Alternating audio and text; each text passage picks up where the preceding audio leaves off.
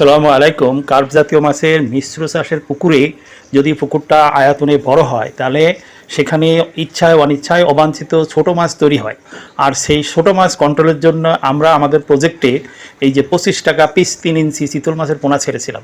9 মাসের মাথায় আমরা মাছ ধরতে যেয়ে 3টি চিতল মাছ ধরা পড়লো, এক একটি মাছ 1300 গ্রাম করে, এবং বাজারে এই মাছটি 450 টাকা কেজি বিক্রি হয়েছে। অর্থাৎ 25 টাকার মাছ প্রায় 600 টাকার কাছাকাছি মূল্যে বিক্রি হয়ে একটি বাড়তি উৎপাদন পাওয়া গেল।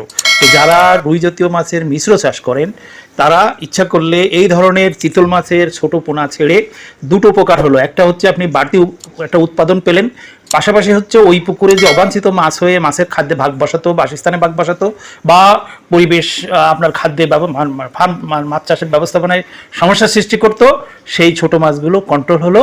পাশাপাশি চিতল মাছ খেয়ে হৃষ্টপুষ্ট হলো, বড় হলো।